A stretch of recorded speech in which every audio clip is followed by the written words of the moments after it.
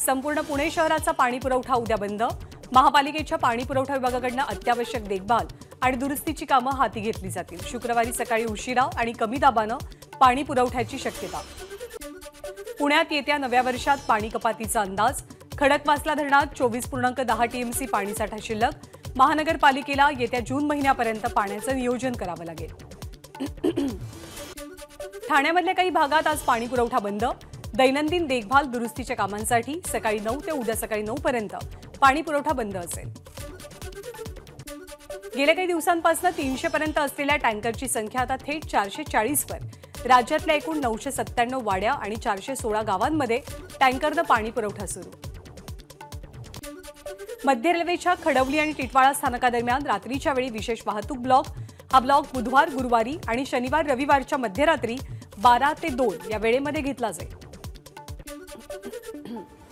बुलढाण्यामध्ये थंडीचा जोर वाढला। तापमान 12 अंशांवर। नागरिकांनी आरोग्याची काळजी घ्यावी, आरोग्य खात्याचं आवाहन। भंडाऱ्यामध्ये 11 अंश सेल्सिअस तापमानाची नोंद। थंडी वाढल्यामुळे नागरिकांना घ्यावा लागतोय शेकोट्यांचा आधार। तुरीची डाळ 20 रुपयांनी स्वस्त। नवीन मालाची आवक होणार असल्यामुळे तूर डाळीचे दर गडगडले। चणा डाळ, उडदाची डाळ आणि मसूर डाळीचे दर स्थिर। नागपूरमधल्या सोलार एक्सप्लोजिव्ह कंपनीतील स्फोटाची चौकशी होणार। दिल्लीतील डीआरडीओच्या तज्ज्ञांचं विशेष पथक चौकशीसाठी दाखल होणार। राज्याचं अर्थसंकल्पीय अधिवेशन 26 फेब्रुवारीपासून 4 दिवस चालणाऱ्या या अधिवेशनात अर्थसंकल्पासह मराठा आरक्षणाच्या बाबतीत निर्णयाची शक्यता। शिवसेना आमदार अपात्रता सुनावणीचा आजचा शेवटचा दिवस। शिंदे गटाचे वकील महेश जेठमलानी युक्तिवाद पूर्ण करणार। या प्रकरणी 10 जानेवारीपर्यंत अंतिम निकाल द्यावा, सर्वोच्च न्यायालयाचे अध्यक्षांना आदेश आहेत। हिवाळी अधिवेशनाचा आजचा अखेरचा दिवस।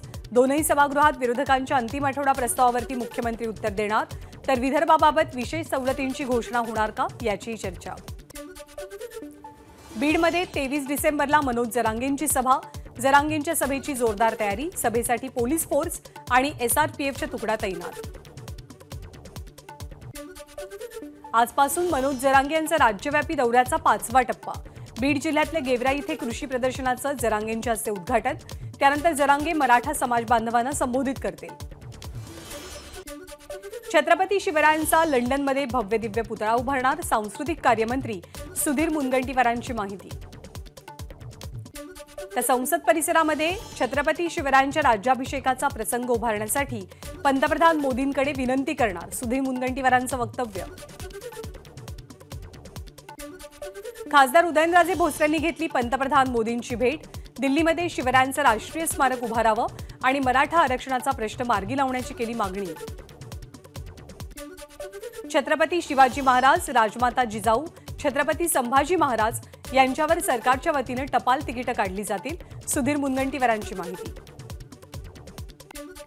मराठा आरक्षणासाठी क्युरेटिव्ह पिटिशन आशेचं किरण।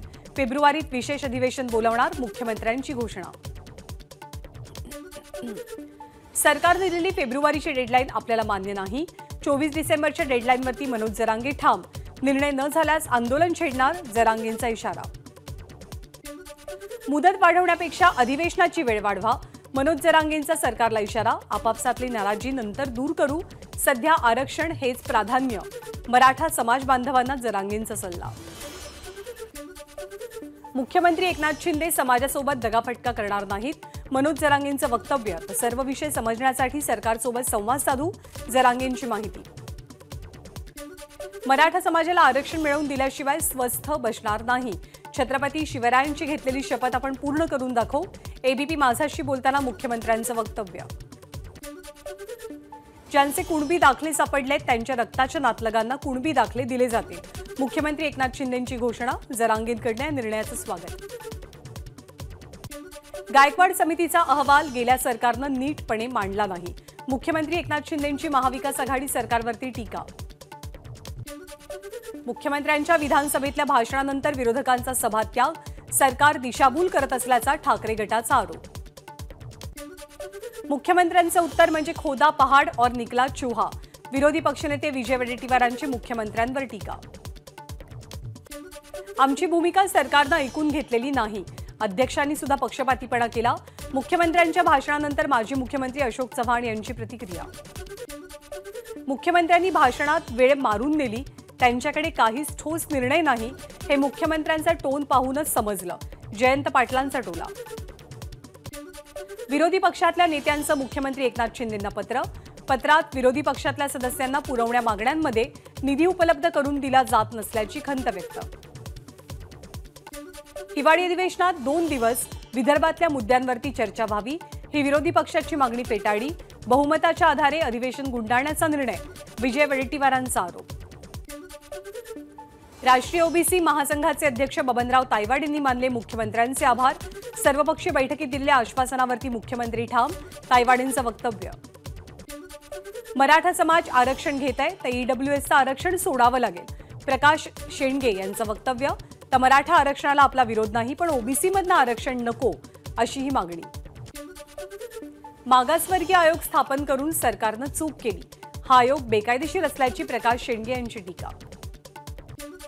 जातनिहाय जनगणना व्हायला हवी, माजी मंत्री एकनाथ खडसेंची भूमिका. जातनिहाय जनगणनेनंतर कोणत्या समाजाचे किती लोक हे समजेल, खडसेंचं वक्तव्य. नरेंद्र मोदी देशाचे पंतप्रधान आहेत, तुमच्या पक्षाचा छोटासा शिवसैनिक नाही, संजय शिरसाट यांचा उद्धव ठाकरेंना टोला. विचार करून वक्तव्य करण्याचाही शिरसाटांचा उद्धव ठाकरेंना सल्ला. संसदेमध्ये विरोधी पक्षातल्या 141 खासदारांचं निलंबन. इंदापूरमध्ये शरद पवार गटाकडून तहसीलदारांना निषेधाचं पत्र सादर. एनडीए सरकार हुकुमशाही पद्धतीनं कारभार करत असल्याचा पत्रात उल्लेख. एमएमआरडीएमधल्या रस्त्यांच्या कामात 600 कोटींचा घोटाळा. विधान परिषद विरोधी पक्षनेते अंबादास दानवेंचा आरोप. या प्रकरणी तक्रार दिल्याची दानवेंची माहिती. राज्यामधल्या प्रत्येक ग्रामपंचायतीत पर्जन्यमापन यंत्र बसवण्याचं नियोजन सुरू. कृषी मंत्री धनंजय मुंडेंची माहिती. शेतकऱ्यांचं काम कमी करण्यासाठी राज्यामध्ये ड्रोन मिशन राबवणार, विधान परिषदेत घोषणा. कृषी मंत्री म्हणून धनंजय मुंडेंनी उत्तर दिलं ते फक्त भाषण होतं.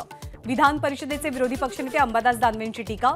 नुकसान भरपाई म्हणून शेतकऱ्यांच्या हाती काहीच नाही, दानवेंचा आरोप. पीक विम्याचा लाभ अनेक शेतकऱ्यांना मिळालेलाच नाही, एकनाथ खडसेंची सरकारवर टीका. राज्य सरकार संवेदनशील नाही असं म्हणत सरकारचा निषेध. राज्याच्या आरोग्य खात्यात मोठ्या प्रमाणात भ्रष्टाचार सुरू. विरोधी पक्षनेते विजय वडेट्टीवारांचा आरोप. आरोग्य विभागात बदल्यांसाठी स्पेशल अधिकारी नेमण्यात आल्याचं विजय वडेट्टीवारांचं वक्तव्य. मुंबई महानगरपालिकेमध्ये रस्ते निर्मितीत भ्रष्टाचार. विरोधी पक्षनेते वडेट्टीवारांचा आरोप. 6000 कोटींची कामं जाहीर, परंतु रस्ते अद्याप पूर्ण नाहीत, विजय वडेट्टीवारांचा आरोप. अंधश्रद्धा निर्मूलन समितीचे कार्याध्यक्ष डॉक्टर नरेंद्र दाभोलकर हत्येप्रकरणी बचाव पक्षाकडून 2 नवीन साक्षीदारांची नावं सादर. राणा दाम्पत्याला मुंबई सत्र न्यायालयाकडून धक्का. हनुमान चालीसा पठण प्रकरणी गुन्हा रद्द करण्याची याचिका फेटाळली. ठाकरे गटाचे नाशिक पदाधिकारी सुधाकर बडगुजर यांची 1.5 तास चौकशी. आजही चौकशीसाठी पाचारण. सरकारी सेवेतनं निवृत्त झालेल्या अतिवृद्धांची पेन्शन वाढणार, राज्य सरकारचा मोठा निर्णय. भारतात कोरोनाच्या 288 रुग्णांची नोंद. उपचार घेणाऱ्या रुग्णांची संख्या 1970. महाराष्ट्रात कोरोनाचे 11 नवे रुग्ण. महाराष्ट्रात 35 रुग्णांची नोंद. 27 रुग्ण मुंबईतले. ठाण्यात कोविडचा कोणताही नवीन व्हेरियंट नाही, कळवा रुग्णालयाचे अधिष्ठाता डॉक्टर राजेंद्र बारोट यांची माहिती. केरळमध्ये आढळलेल्या कोरोनाच्या नव्या व्हेरियंटनंतर छत्रपती संभाजीनगर महापालिका ॲक्शन मोडवर. महापालिकेअंतर्गत येणाऱ्या रुग्णालयांच्या आरोग्य अधिकाऱ्यांकडून आढावा. कर्नाटक राज्यामध्ये ज्येष्ठ नागरिकांना मास्क बंधनकारक. वाढत्या कोविड संसर्गाच्या पार्श्वभूमीवर सरकारी निर्णय. केरळमध्ये गेल्या 24 तासात 115 नवीन बाधितांची नोंद. बीडीडी चाळ पुनर्विकास प्रकल्पात 1 जानेवारी 2011 पर्यंतच्या पोलीस कर्मचाऱ्यांना सहभागी करून घेणार. 2 जानेवारी 2011 नंतरच्या पोलीस कुटुंबांना घरं मिळणार नसल्यामुळे पोलीस कुटुंबीय संतप्त. मुंबईकरांनी बेकायदेशीर होर्डिंग्जपासून मुंबईकरांना वाचवता येत नसेल तर पोलीस आणि पालिका प्रशासन काय करतंय, मुंबई उच्च न्यायालयाचा सवाल. प्रत्येक होर्डिंगवरती QR कोड लावण्याच्या निर्देशांची अंमलबजावणी करावी. मुंबई उच्च न्यायालयाचे राज्य सरकारला आदेश. केंद्र सरकारच्या संकल्प विकसित भारत रथयात्रेला बीड जिल्ह्यातनं मोठा विरोध. मराठा आरक्षण प्रश्नी रथयात्रेला मराठा समाजाकडून विरोध झाल्याची माहिती. राज्यात परशुराम आर्थिक विकास महामंडळ स्थापन करावं. परभणीच्या पाथरीत 4 दिवसांपासून आंदोलन सुरू. 27 डिसेंबरला पुण्यामध्ये महाविकास आघाडीच्या वतीनं शेतकरी आक्रोश मोर्चा. या पार्श्वभूमीवरती महाविकास आघाडीच्या नेत्यांची आज पुण्यात बैठक। बॉलिवूड अभिनेता शाहरुख खानची पत्नी गौरी खानला ईडीची notice. Gauri Khan brand ambassador असलेल्या तुलसियानी ग्रुपवर गुंतवणूकदार आणि बँकांना 30 कोटींचा गंडा घातल्याचा आरोप। शहरी नक्षलवाद प्रकरणी गौतम नवलखा यांना जामीन मंजूर। 1 लाखांच्या वैयक्तिक जातमुचलक्यावरती न्यायालयाकडून जामीन। पेट्रोल पंपावरती पोलिसाला मारहाण, 2 जखमी। गुगल पेच्या वादातनं 6 जणांची पोलीस कॉन्स्टेबलला मारहाण। यवतमाळमध्ये जावयाकडनं बायको सासरा 2 मेहुण्यांची हत्या। कळंब तालुक्यातल्या तिरझडा इथली घटना।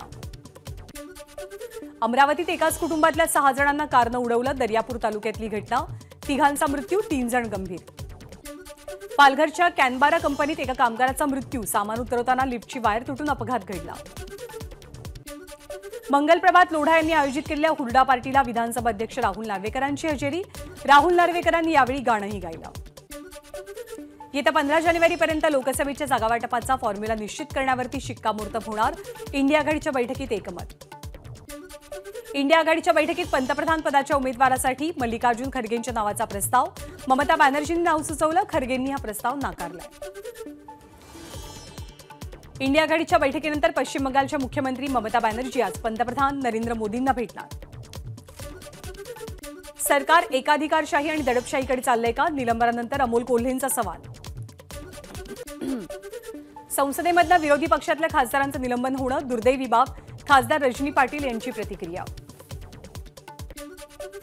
सभागृहात महत्त्वाच्या कायद्यांवरती चर्चा करणं महत्त्वाचं, मात्र खासदारांचं निलंबन होत आहे हे दुर्दैवी असल्याची भावना वंदना चव्हाण यांनी व्यक्त केली। संसदेमध्ये इतके खासदार निलंबित होत असतील तर लोकसभा आणि राज्यसभेचं कामकाज चालणार कसं? संभाजीराजे छत्रपतींचा सवाल। संसदेमधील 141 विरोधी खासदारांचं निलंबन आमच्या आरोपांना बळकटी देतं, मल्लिकार्जुन खरगेंचं वक्तव्य। संसदेचं कामकाज होऊ न देणं आणि मोदी सरकारला हटवण्याचा इंडिया आघाडीचा हेतू, भाजप खासदार हेमा मालिनींची टीका।